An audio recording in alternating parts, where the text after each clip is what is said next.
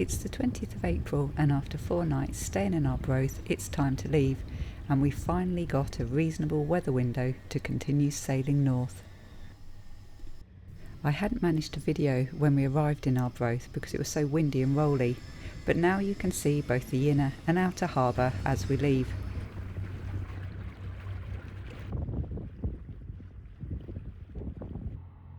The entrance is well marked with white paint, but you do need to keep an eye out for fishing pots on the approach.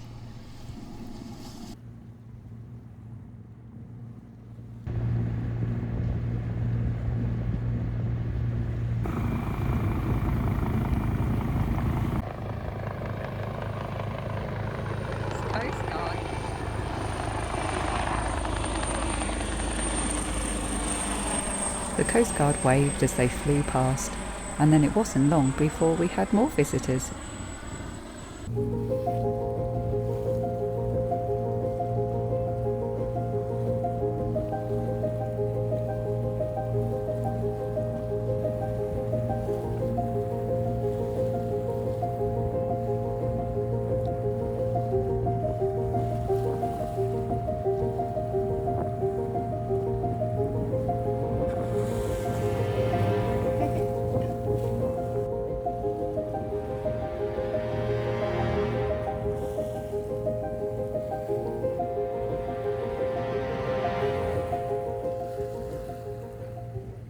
We prefer to sail without the cockpit cover-up, but sometimes when it's cold or rainy, it makes sense to keep ourselves warmer and dry. We've also worked out quite a good way to reach the main sheet and the winches for the Genoa.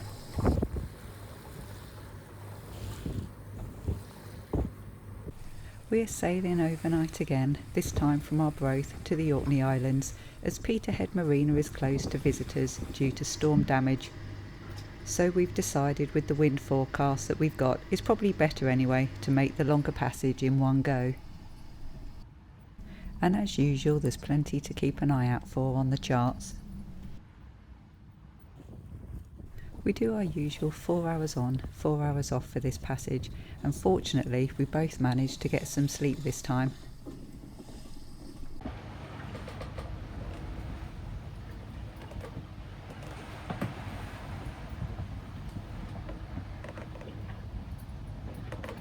Last year when we made this passage it was much windier and the sea was much rollier, so we were pleased this time to have a relatively calm passage.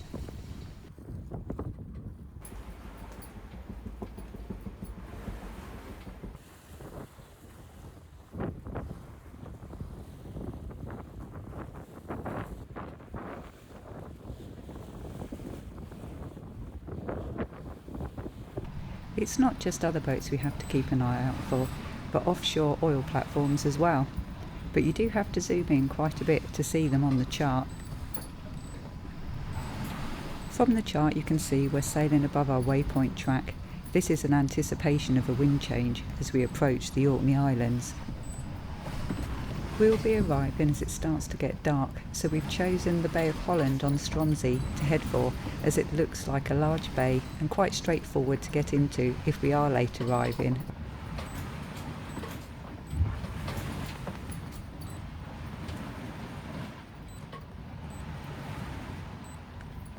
We haven't visited Stronsay before, so we're looking forward to visiting a new island this year.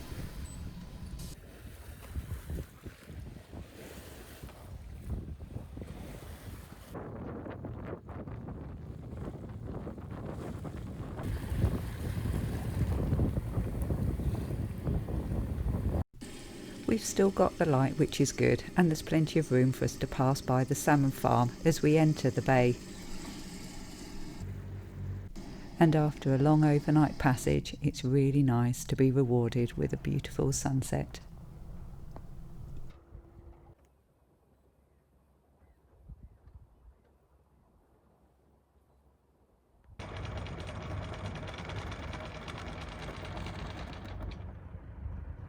The next morning, however, we have to lift up the anchor again because we're going to move to the north of the island, as there will be some strong southeasterly winds later today and the swell will come straight into this bay.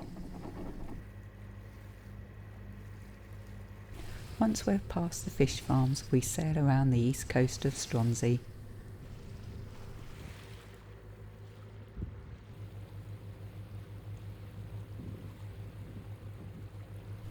We head into Whitehall, which is well protected from southerly winds, and we pick up a mooring buoy. I helm the boat alongside the mooring buoy, and Simon has mastered the art of hooking the buoy and tying on one of our lines. The mooring buoys are free for visiting yachts.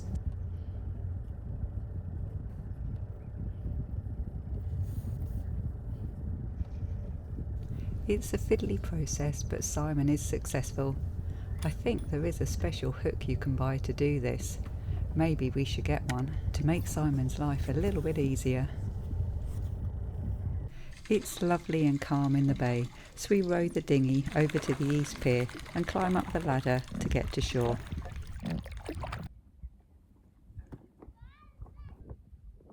It is also possible to tie your yacht alongside the outer wall of the east pier, but we prefer the mooring buoy. Then, as always, it's time to have a look around.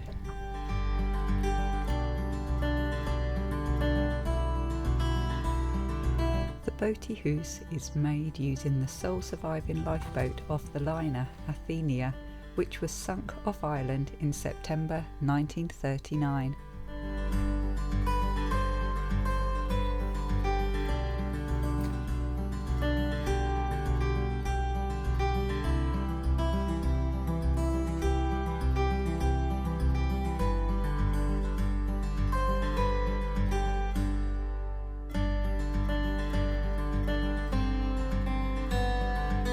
We walk around to where the remains of the original lifeboat slipway stands.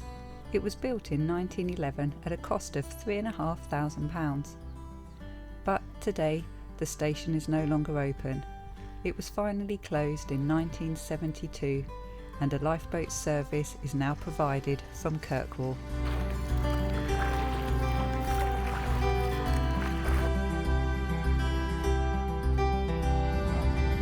The skill of the island ferry skippers is quite something to watch. It looks like he's doing a handbrake turn. I would love to see it from the other side to see how close to the pier he did really get.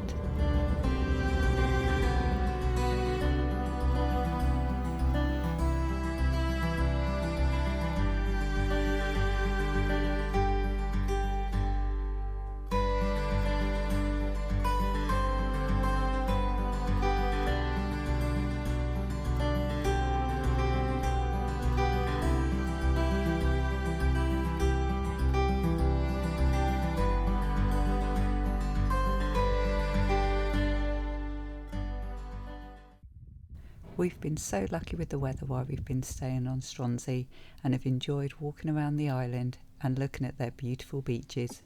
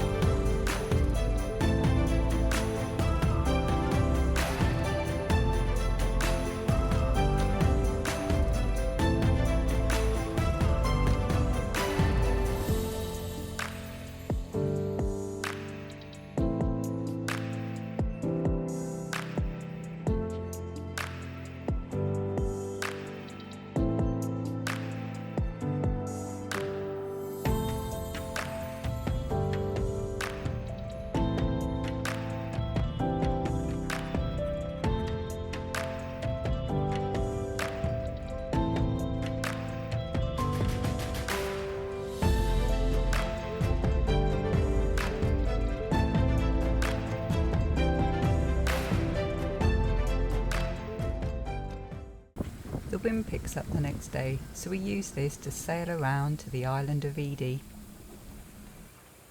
There are some strong tides around here, so you need to get your timing right.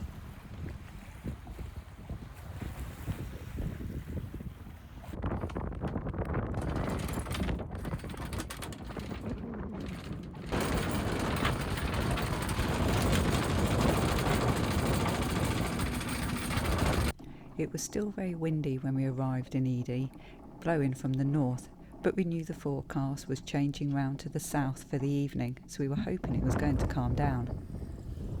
We motor back hard on the anchor to make sure the chain is really tight and that the anchor is well dug in. We do this to make sure that the anchor won't drag in the strong winds. We had stayed here last year, so we knew the holding was good, but we hadn't managed to get off the boat.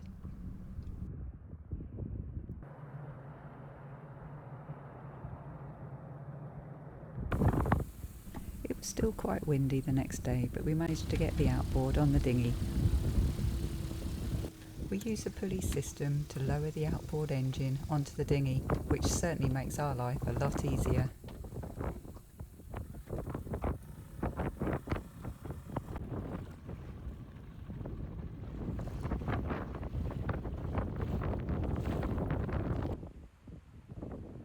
We had found ourselves on another beautiful beach.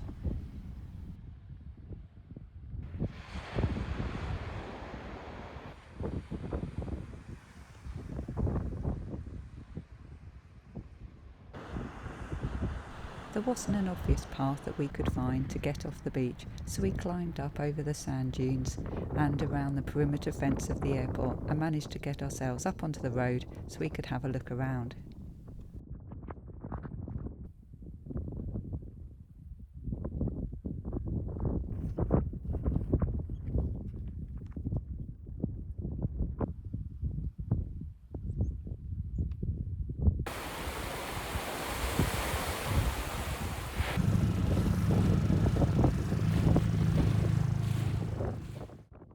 From Eday, we sailed around to Sanday, another island that we hadn't visited before.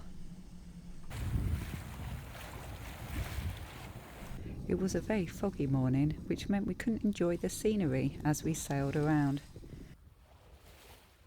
We were grateful for the use of the radar this morning to spot the boats going past that we couldn't even see.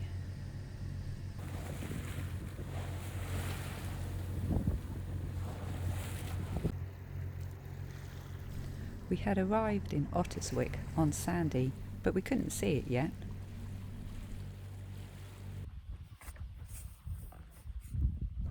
We used the Jenica halyard to get the dinghy on and off the boat. I do normally help, of course, but Simon's doing a great job on his own this morning.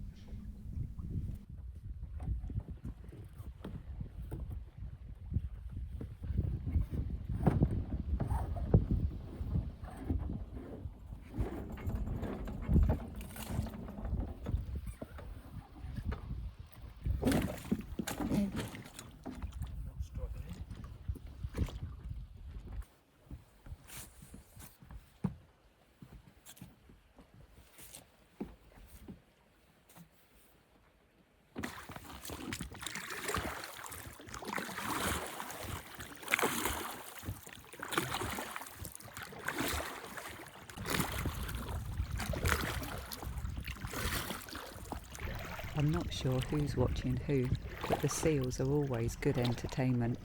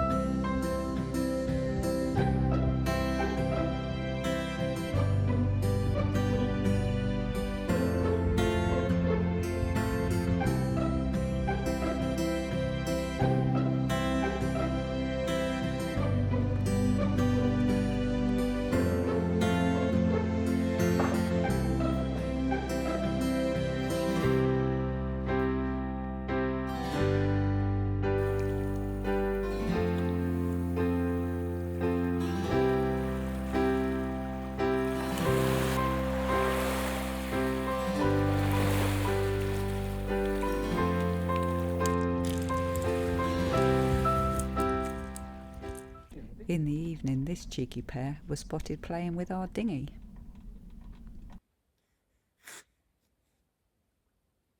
The next day we were extremely lucky and managed to get a lift into Lady Village from a lady we'd met walking her dog on the beach. There wasn't too much there, but we did enjoy and find the Heritage Centre extremely interesting.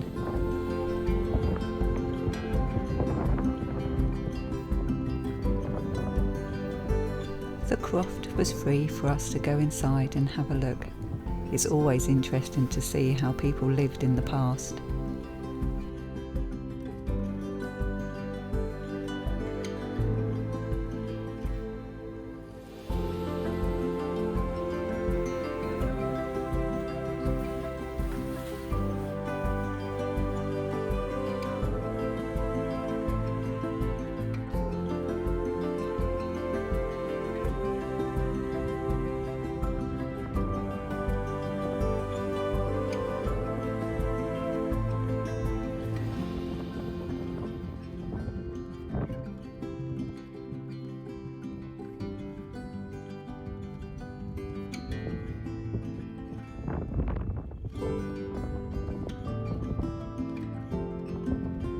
It was a long walk back, but an even longer trip back out to the boat.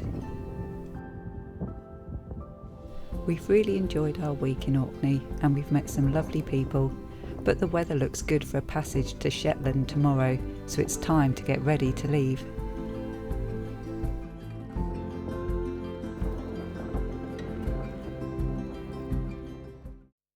To see more of the Orkney Islands, check out 2 of our videos from last year, Sailing Around Britain, Part 2 and Part 7.